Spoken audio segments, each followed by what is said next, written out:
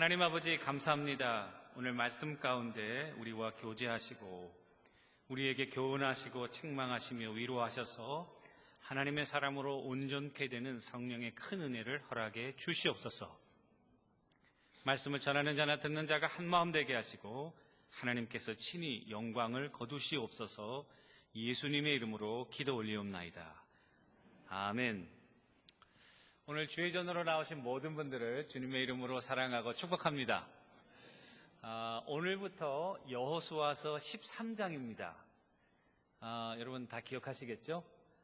12장까지는 여호수아의 전반부였습니다. 전반부의 주제는 출애굽 2세대와 여호수아가 요단강을 건너서 그 가나안을 정복하는 과정이었습니다.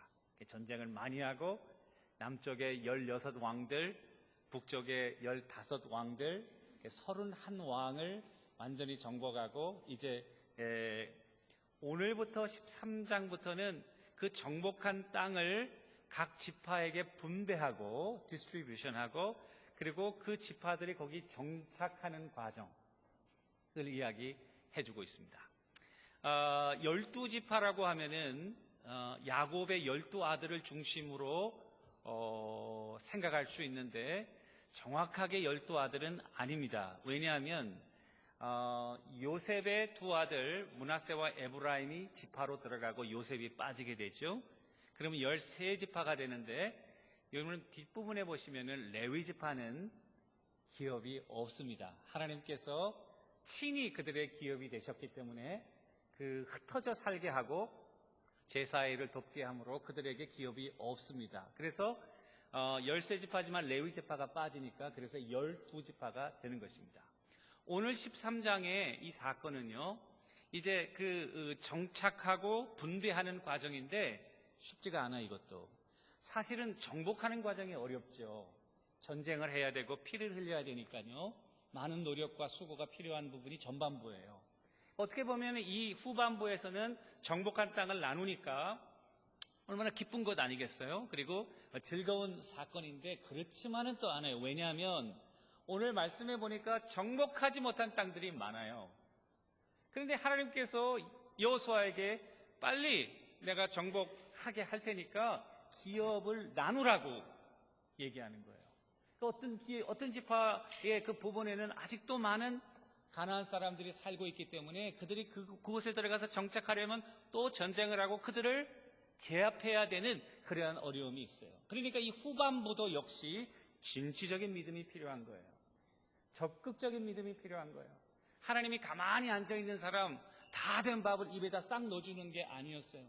적극적인 믿음을 가지고 정복하면은 승리해요. 그런데 두려워하거나 또는 현재에 안주하고 나태하면은 그 정복한 땅이 incomplete, 불완전하게 되어서 그 당대에는 어떨지 모르지만 후대에 가면은 그게 이스라엘 백성들에게 크게 악영향을 미치고 있다는 사실입니다. 오늘 13장에는요, 전반부, 오늘 우리가 읽은 1절부터 7절까지는 9지파 반이 나눠야 되는 땅들, 그리고 그 부분에 아직 정복 못한 땅들 이야기해주고 있고요. 후반부 8절에서 33절까지는 모세가 요단 동편에서 정복한 그 땅들, 시온과 옥을 정복하고 그 정복한 땅들, 거기 2지파 반, 그러니까 9지파 반이 요단 서편, 요단 동편에는 2지파 반, 그래서 12지파가 되는 것입니다. 오늘 보시면은 그 12지파가 오늘에는 그 9지파 반 이름이 전반부에 나와 있고, 그리고 18절부터는 이제 그 2지파 반의 위치예요. 지명들이 많이 나와요. 그리고 그들의 대강의 경계선을 우리에게 보여줘요. 아무리 읽어도 여러분들이 잘 이해가 안 될 수가 있어요. 왜냐하면 지명이 많이 있기 때문에. 제가 지난 주간에 숙제를 열심히 했죠.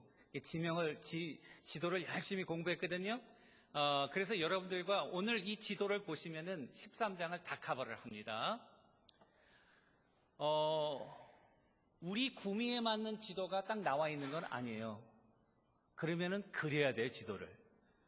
그래서 지도를 그려봤어요. 이게 이제 지중해겠죠. 여기에 갈릴리 호수고, 이 요단강이 흘러서 사해로 들어가죠. 지금 1절부터 7절까지 정복하지 못한 땅이 많이 나오고 있죠. 그 정복하지 못한 땅 첫 번째 부분은 블레셋 지경이에요. 해안선 약간 사해 서쪽으로 블레셋 지역이에요. 이 블레셋 지역에는 5 도시 국가들이 자리 잡고 있었어요. 첫 번째는 가자, 그 다음에 아스글론, 가드, 아스돈, 에크론, 이 5개가 강력한 도시 국가를 중심으로 블레셋이 여기에 자리 잡았습니다. 그리고 해안을 중심으로 가나안의 시돈 족속들 이쪽에 자리 잡고 있었고요. 아모리 족속의 땅 레바논, 그 다음에 이 그발 족속들, 게발라이트인데 우리말로 그발 족속들, 여기에 헬몬산, 헐몬산이 있고요. 이 레바논 지역, 이쪽을 정복을 못한 거예요. 이거 시온강, 여기 시온강 여기 있죠. 이 지역을 정복을 못한 거예요. 해안 지역으로 주로 정복을 못한 거죠. 그 다음 8절부터 33절까지는 요단 동편에서 모세가 정복한 땅을 2지파 반이 나누는 거예요. 그 경계를 얘기해줘요. 첫 번째 루벤 지파인데요. 루벤 지파의 맨 남쪽에 있는 경계는 아르논 골짜기라고 얘기합니다. 여기 보면은 아르논이라고 돼 있어요. 그리고 저쪽 북쪽으로는 헤스본입니다. 헤스본은 시온 왕이 다스리는 그런 도시 캐피탈이었어요. 남쪽으로는 여기, 북쪽으로는 여기, 중간에 중요한 도시가 있는데 아로엘이라고, 그 다음에 디본이라는 것이 나오고요. 모세가 죽었던 느보산이 요 중간쯤에 있습니다. 루벤 지파입니다. 그리고 루벤 지파 위에 갓 지파가 자리를 잡게 되는데 헤스본을 중심으로 아스다롯까지, 북쪽이에요. 길르앗의 반이다. 길르앗이 이렇게 걸쳐져 있는데 반은 갓 지파에 들어가고 나머지 반은 이렇게 므낫세 지파 반에 들어가고 있어요. 중요한 도시는 야셀이라는 거 여러분 성경에 보시면 지명이 나오고요. 그 다음 아로엘, 라빠라는데 다윗도 나중에 여기에 방문해서 왕들을 치고 그럽니다. 이 갓족 속 동편에는 암몬 족속 반이 자리 잡고 있어요. 반을 정복해서 이스라엘 백성이 여기 살고 반은 암몬 족속을 경계로 해서 삽니다. 므낫세 족속은요, 반 족속이 여기 살고요. 아스다롯부터 여기 바산 지역이에요. 많이 정복하지 못했어요. 마가, 그랄 이쪽은요, 구술 이쪽은 정복하지 못했다고 돼 있어요. 이런 지명들을 여러분 보시면 남쪽으로는 에돔이 자리 잡고 이게 8절부터 33절까지의 요약입니다. 그 다음 지도요. 그러면 실질적으로 여호수아가 정복한 지역이 어딘가? 여러분 빛이 있어서 잘 안 보이지만 여기 약간 검게 칠해진 부분들 있죠? 이 부분들입니다. 그러니까 우리가 아까 여기 정복하지 못했던 부분들 여기 그대로 남아 있고요. 이 부분을 정복한 거예요. 여기 루벤 지파가 있죠? 여기 아르논 골짜기가 있고 여기 헤스본이 있죠? 라빠가 여기 있죠?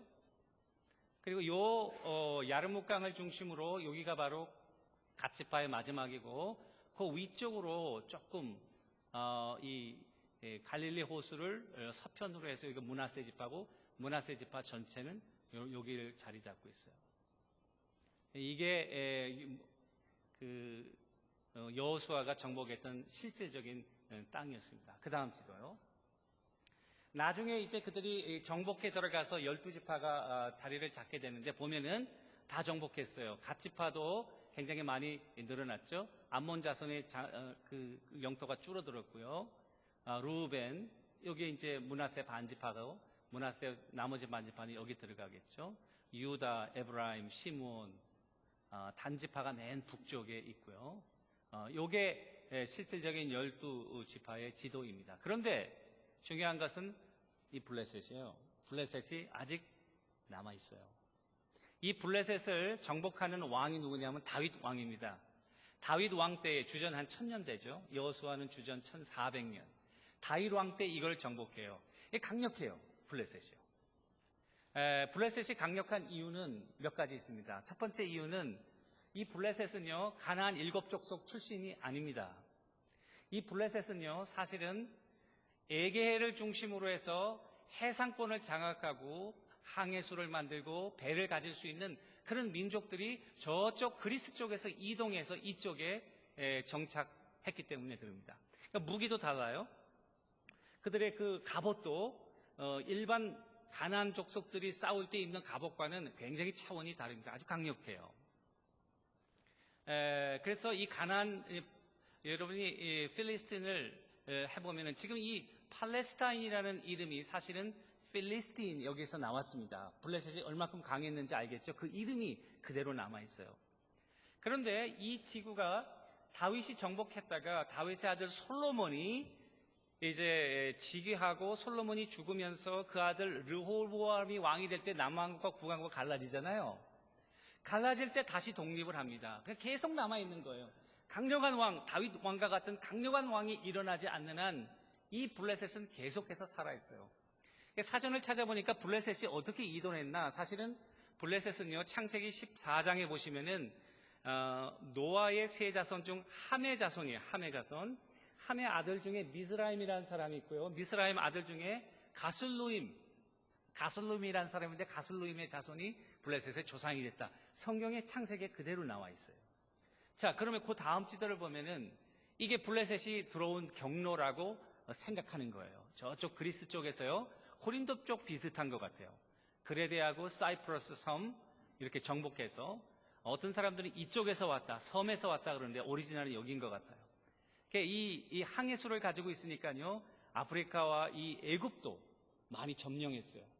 애굽의 상형 문자를 보면은 PLST, 이 팔레스타인을 이용하는 상형 문자들이 많고요.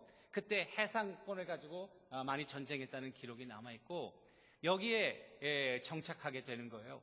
여기에 정착하는 이유 중에 하나는 아마 아브라함의 자손이니까 그 중에 그 함의 자손들이 여기 남아있지 않았나. 여기를 본거지로 해서 이들이 합류하고, 그러니까 해상으로 오면 이렇게 왔을 수 있고 육류로 왔으면은 이렇게 해서 내려왔다, 이렇게 합니다. 자, 이제 지도를 다 봤어요. 문제는 뭐냐면요, 여러분들이 그 5개 지도를 좀 생각하시고요. 첫 번째, 오늘 우리가 생각해야 될 건 뭐냐, 하나님께서 여호수아에게 너 나이 많이 늙었지 않냐, 그러니까 아직 정복하지 못한 땅 많이 남아있죠. 많이 남아있는데 그거 빨리 정복하려는 거예요. 우리 같으면 어때요? 나이가 많았으니까 아유 너 수고했다, 나이도 많은데 그만 쉬거라, 리타이어 해라, 이렇게 생각하는데 하나님은 이 개념이 다르셔요. 나이가 많아서 너 지금 죽을 날이 얼마 안 남았는데 죽기 전에 내가 너에게 명령한 일을 다 끝내고 죽으라. 그냥 죽지 말고, 하다가 중단하고 죽지 말고, 내가 너에게 오리지널리 준 그 명령을 내가 죽기 전까지 끝까지 완수하거라, 지금 그렇게 명령하는 거예요. 우리가 생각하는 그 세상의 리타이어하고는 개념이 달라요. 우리 세상에서 말하는 리타이어 개념은 어떻게 해요? 젊었을 때 열심히 일해라, 돈을 많이 벌어라, 그래가지고 돈을 많이 저축하고 그리고 쌓아놨다가 그리고 나이가 먹으면은 그만두고, 또는 나이가 좀 젊더라도 이너프한 재정을 모아놨으면 그만두고 그리고 그걸 가지고 편안하게 네 인생을 즐기면서 살아라.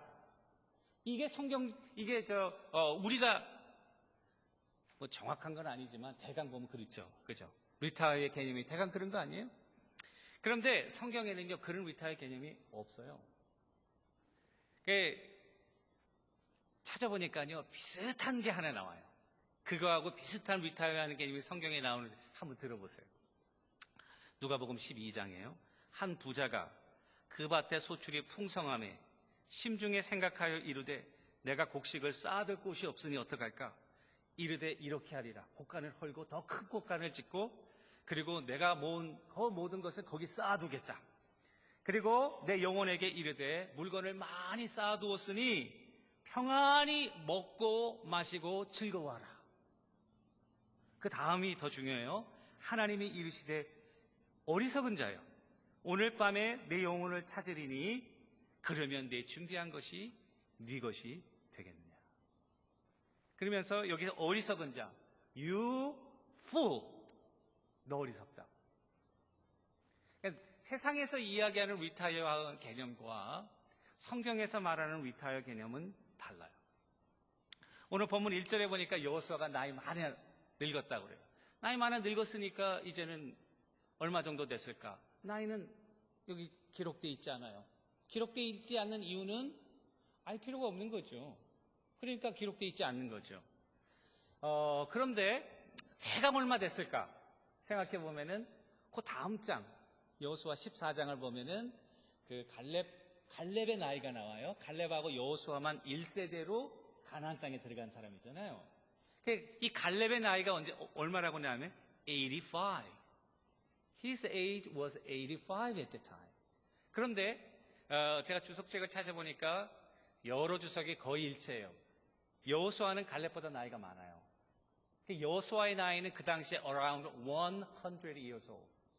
100살이 됐어, 100살. 그런데 여호수아가 언제 죽냐면은 그가 죽는 나이가 110살이에요. 그러니까 죽기 몇 년 전이에요?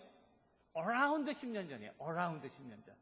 그러니까 하나님께서 너 지금 죽을 날이 얼마 안 남았는데 빨리 내가 너에게, 우리 같으면은 야 전쟁하느라고 수고했다고, 이게 나이가 됐으니까 너 편히 가서 쉬어라. 좋은데 어디 갈릴리 호수 근처에 좋은 별장을 얻어가지고 여생을 편안하게 지내거라.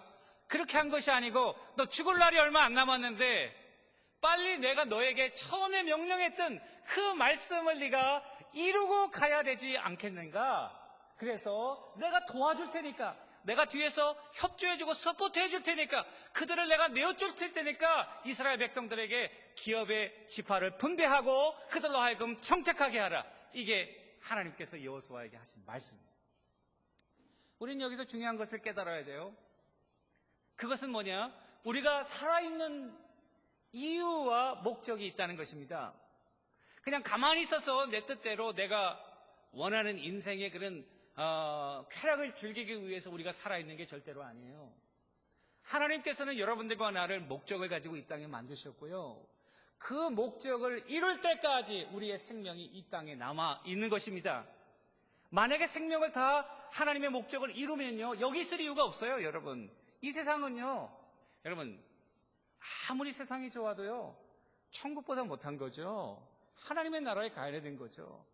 그러니까 하나님께서 여러분들과 나에게 아직도 생명을 주고 이 땅에서 호흡하는 것은 분명해요. 여러분들이 아직 이룰 일들이 남아있기 때문에 그래요. 그 예를 볼까요? 모세 보니까요 120세에 아까 거기 보니까 갓지파의 그 중간쯤에 비스가산에서 그 느보산에서 느보산이라고 하죠. 비스가산 느보산에서 모세가 죽어요.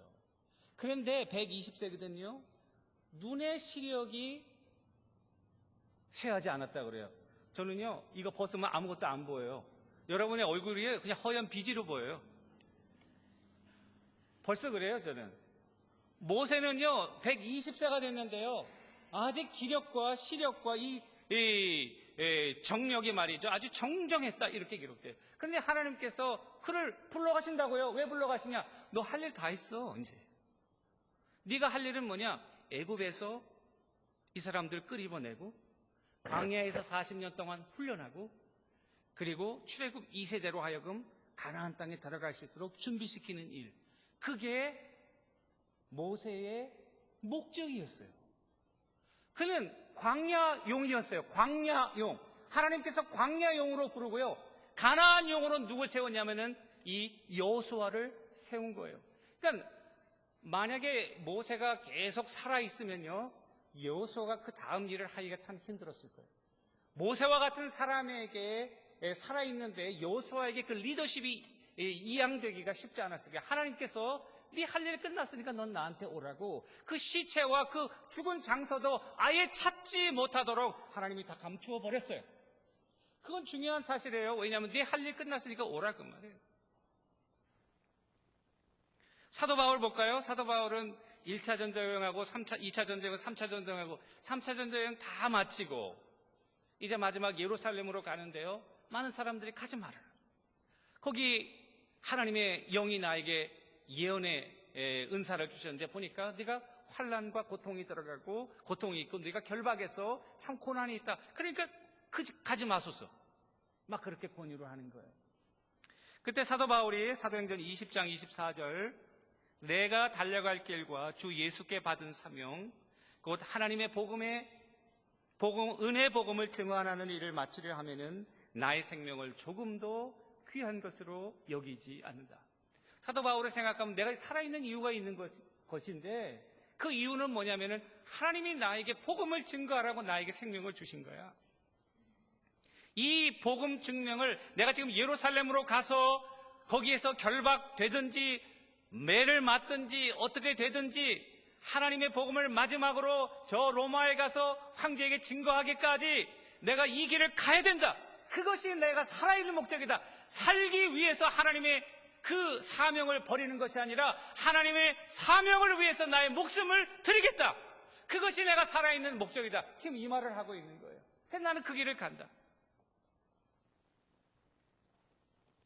여러분들과 나에게 하나님의 사명이 있다는 사실을 잊지 말기를 주님의 이름으로 축원합니다. 스테이지마다 하나님께서 비전을 주시고 여러분들로 하여금 이루고자 하시는 일들이 있어요. 근데 그 일을요, 대강 그냥 시간만 때우고 대강 하면요,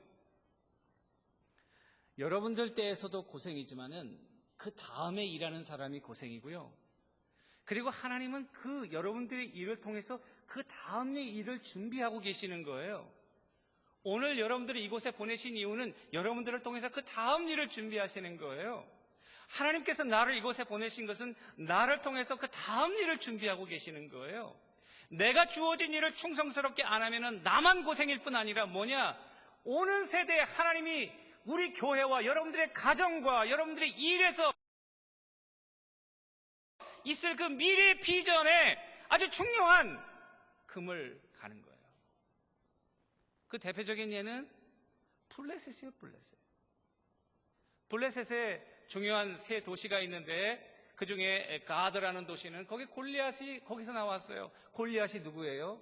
이스라엘 백성들을 모욕하고 전쟁에서 이스라엘 백성들을 아주 경멸하고 그 이스라엘의 기를 죽였던 그 장수가 누구냐? 골리앗인데 그 블레셋의 가드 출신이라고요. 아스돗 같은 데는 우상, 다곤신이 섬기는 데고요. 그리고 갓 같은 데는 말이죠, 삼손이 눈이 뽑힌 데가 그 갓이라는 데라고요. 그러니까 그거 보면 이스라엘이 계속 남아가지고 그 후손들이 그것으로 인해서 고생하고 있어요. 여러분들과 내가 이 자리에 주어진 거, 우리에게 주어진 일, 아무리 조그만 일이라도 그냥 소홀히 넘기지 마세요. 하나님께서 여러분들을 통해서 일하실 뿐 아니라 여러분들로 하여금 기초를 놓게 하시고 그 뒤에 다음 일을 계획하고 있다는 사실을 꼭 믿으시기를 주님의 이름으로 축원합니다. 그러니까 끝까지 충성하는 거예요. 남이 보든 안 보든 충성하는 거예요. 욕해도 충성하는 거예요. 할렐루야. 주를 위해서 욕먹으면 더 큰 복이 있으리라 믿습니다, 여러분. 주를 위해 일하면서 욕먹는 거 겁내지 마세요. 욕먹으면 오래 살아요, 여러분. 제가 유타에 있을 때 처음 사역을 하는데 참 어렵더라고요. 교회 이제 내적으로도 그렇고 외적으로도 그렇고. 그런데 사역을 열심히 했어요. 우리 장로님들이 정말 열심히 했어요. 4명의 장로님인데 아침마다 나와서 추운 겨울에 나와가지고 냉방도 온방도 안 돼 있는 그 새벽에 나와서 눈물로 같이 기도하고 그렇게 했더니 하나님이 은혜를 부어주셔서 교회가 하나하나 성장하고 제자리를 잡아가더라고요. 몇 년이 지났어요. 몇 년이 지났는데요, 제가 처음에 그 교회 갈 때 생각하고 그리고 사람들에게 이야기하기를 하나님께서 이 교회가 참 어렵고 힘드니까 나를 부르신 거는 확실한데 이 교회가 잘 정립이 돼서 그 다음 목회자가 올 때까지 내가 잘 브릿지 역할을 잘 했으면 좋겠다. 그런데 여러분 말 조심해야 돼요. 그대로 돼요. 그래가지고요, 한 몇 년 지난 다음에 기도하는 가운데 하나님께서 마음속에 음성을 주시더라고요. 김성택 목사, 당신 할 일 다 했네 여기서. 그런 마음을 확신을 확 주시더라고요. 더 이상 내가 할 일이 없는 거예요. 그러면 목사가 더 이상 할 일이 없는데 거기 왜 있어요? 하나님께서 다른 목적을 가지고 하죠. 그때부터 하나님께서 근데 이 클리블랜드 사실 우리 교회 오게 된 것도 그거하고 잘 맞물려 있어요. 제가 그 교회 어려워서 온 거 절대로 아니에요. 그 교회 작았지만요, 얼마나 좋았는지 몰라요. 큰 교회는 큰 교회대로 좋고요. 하나님의 교회는 다 좋아요. 사이즈별로 특징이 있어요. 큰 교회는 큰 교회대로 특징이 있지만 작은 교회는 얼마나 가족적인 줄 알아요? 옆집에 숟갈이 몇 개 있는 것까지 다 알아요. 얼마나 가족적이어서 그런 아주 그 패밀리 공동체의 그런 특징이 있어요. 교회가 작다고 여러분 무시하면 절대로 안 돼요. 하나님의 사랑과 하나님의 능력이 그 형태마다 다 있는 거예요. 그래서 제가 그만두는 거는요, 우리 장로님들이 그 얘기를 듣고 목사님 말이지 우리하고 같이 뼈를 이곳에 묻겠다고 그래놓고 간다고 막 얼마나 그랬는지 몰라요. 그래도 할 일이 없는데 거기서 뭐 있어요, 여러분? 그랬는데 제가 그만두고 이제 다른 후임 목사님이 오셔서 사역을 하는데요. 할렐루야. 제가 있었으면 큰일 날 뻔했어요. 그 교회가 얼마나 부흥하는지 몰라요. 우리 장로님들이 아마 그때 김 목사님이 가기 잘했다 속으로 아마 지금 그렇게 생각하고 있을 거예요. 그리고 그게 옳은 일이에요. 저는 그게 옳다고 봐요. 우리가 거기에 무슨 터줏대감처럼 앉아가지고 뭐 할 일 뭐 있어요? 하나님께서 주신 사명 따라 사는 거죠. 여러분들과 나는 사명 따라 사는 거예요. 하나님이 일이 있는 곳에 가는 거예요. 하나님이 주신 사명을 위해서 먹고 건강하고, 건강도 왜 우리가 지켜요? 건강해가지고 뭐 하려고 그래요, 여러분? 하나님의 일을 해야죠. 하나님 기뻐하시는 일을 하기 위해서 우리가 건강도 필요한 거죠.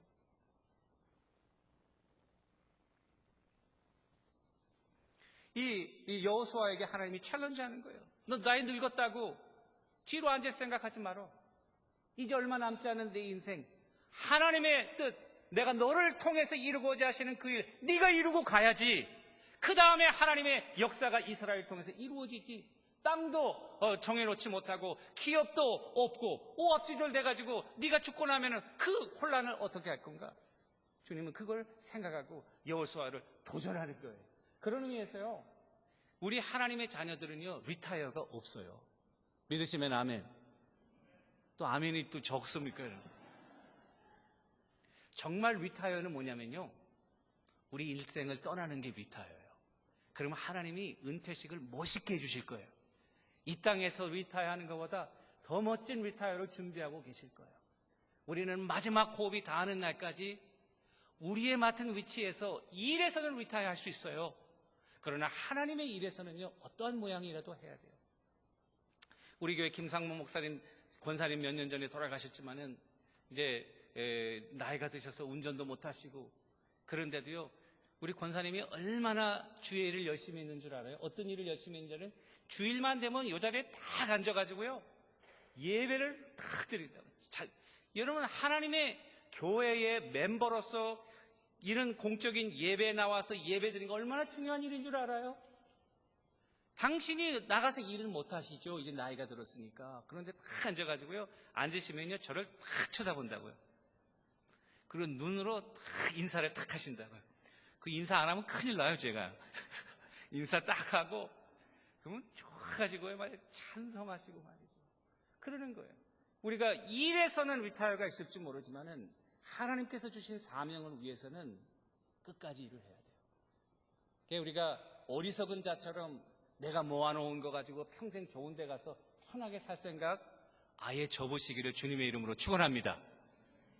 왜 아멘을 안 하세요, 여러분? 그래도 다 리타이어 플랜 해놓으시는 것 같아. 이거 그러면 안 되는데. 지난주에 우리 교회에 한 분이 오셨어요. 그런데 뉴욕에서 오래 사시다가 여기 계시는지 모르겠어요. 우리 이 선생님인데요. 리타이어 다 하시고요, 이곳에서 일생을 지내시기 위해 오셨어요. 할렐루야. 근데 여기 있는데 어디로 가시려고 그래요, 여러분? 다 여기 계세요. 두 번째는요, 정복하지 못한 지역들은 뭐냐면은 그거는 불순종을 말하는 거예요. 왜냐하면 그 땅을 하나님이 다 주셨어요. 그런데 가만히 앉아가지고 내 입에다가 넣어주는 게 아니에요. 하나님의 기업은요, 믿음으로 쟁취하는 거예요. 가나안 땅은요, 믿음으로 쟁취하는 거예요. 모세가 광야에서는요, 가만히 있어도 만나가 내렸어요. 그 만나와 메추라기를 먹으면서 40년을 살았어요. 그런데요, 약속의 땅 가나안은 달라요. 가만히 앉아있으면 굶어 죽어요. 믿음을 가지고, 하나님을 전적으로 믿는 믿음을 가지고 요단강을 건너고, 그리고 무시무시해 보이는 블레셋도 하나님을 믿는 믿음으로 정면 돌파하고, 그러는 사람들에게 주어지는 땅이 가나안 땅이에요. 그러니까 남아있는 땅은 뭐냐? 이들 두 가지예요. 하나는 무서워해가지고 우리가 포기하든지, 하나는 이제 전쟁 많이 했는데 보니까 아직 살만한 땅은 있으니까 그 넘어까지 뭐 하냐 욕심 부리지 말고 그냥 있는 곳에서 적당히 살자. 컴포트존에서 그냥 나오지 말고 그냥 현실과 타협하면서 적당히 살자. 그런 안일주의예요. 이걸 하나님은 싫어하세요. 우리는요 그냥 가만히 있어서 그냥 나태하게 그런 거 아니에요. 신앙은요 늘 자기를 도전하는 거예요. 저도 목회할 때 늘 자기를 도전해야 돼요. 어떤 분들은 김 목사 왜 바쁜데 자꾸만 일을 만드냐고. 일을 안 만들면요 제가 여기 있는 이유가 없어요. 여러분, 하나님께서 하시는 일을 해야죠. 여러분들도 마찬가지죠. 하나님께서 주신 사명대로 적극적으로 나가야 돼요. 가만히 있는 거는요 퇴보하는 거예요. 그러니까 현상을 제대로 유지하자. 현상 유지는요 퇴보입니다. 믿음에서 현상 유지는 없어요. 앞으로 전진해요. 죽어도 전진해요. 뒤로 돌아는요 그거는 멸망이에요. 앞으로 죽어도 간다. 그러면요 하나님께서 놀랍게 길을 여시는 줄로 믿습니다. 여러분, 두려워하지 말고 앞을 향해 나가라는 거예요. 마지막으로 우리가 생각할 건요, 여러분들과 내가 그 기업을 차지하기 위해서 싸움을 해야 되는데, 그 싸움은요 겁내지 마세요. 이미 승리가 보장되어 있어요. 오늘 주님께서 내어 쫓아라, 내가 그들을 내쫓겠다. 주님이 내쫓겠대요. 여호수아에게 하는 말, 내가 그들을 내어 쫓으니까 너는 믿음으로 그들에게 분배하고 그들을 정착하게 하라. 믿음으로 나가면 된다, 그 말이에요. 여러분들과 내가 순종함으로 앞으로 나아갈 때에 하나님께서 우리에게 주신 비전은 반드시 이루어지는 줄로 믿으시기를 주님의 이름으로 축원합니다. 저는 처음에 대학생 때부터 가졌던 꿈, 그리고 한 20, 30년이 지나서 미국에 와서 오늘날 가만히 생각해보면 하나님은 정말 신실한 분이라고 확신해요. 많은 우여곡이가 있었지만은 하나님은 그 꿈 가지고 비전 가지고 정말 뭐 한 거 뭐 있어요? 사실 한 거 없죠. 하려고 신용만 했지 제대로 한 거 뭐 있어요? 저는 그래요. 그런데 하나님이 정말 그걸 긍휼히 보시고 하시더라고요. 우리 인간이 잘나서 하시는 것이 아니라 그리스도를 믿는 믿음으로 나가는 자들을, 자기의 자녀들을 주님께서 뒤에서 붙드시고 역사하시는 거예요. 오늘날 여러분들과 내가 있었던 거, 여러분들이 잘나고 여러분들이 열심히 일해서 그런 건 있지만 여러분들의 모든 여건을 허락해 주시고, 그리고 앞길을 열어주시고 위험에서 건져주시고 정말 기가 막힌 웅덩이에서 끌어주신 분 누구예요? 하나님이시죠. 여러분, 그 하나님을 믿고 여러분들에게 주어질 그 미래의 땅들을 향하여 전진해 나가라, 그 말이에요. 그러면 반드시 정복된다, 그 말이에요. 말씀을 마무리 지려고 합니다. 사랑하는 성도 여러분, 하나님은 참 놀라운 꿈을 가지고 있습니다. 한 분 한 분 여러분들을 사랑하시고 여러분들을 통해서 이루실 하나님의 큰 비전을 가지고 계세요. 그 목적을 가지고 여러분들과 나를 부르셨다고 확신해요. 여러분들과 내가 이 땅에 살아있는 것은 이 땅에서 잘 먹고 잘 사는 것이 아니고 하나님께서 원하시는 그 뜻을 이루고 주님 앞에 오라고, 나이가 들었어도 네가 아직 끝내지 못한 일이 있으면 끝내고 오라고, 이렇게 우리에게 당부하시는 줄로 믿습니다. 여러분들의 비전과 꿈을 한번 확인하세요.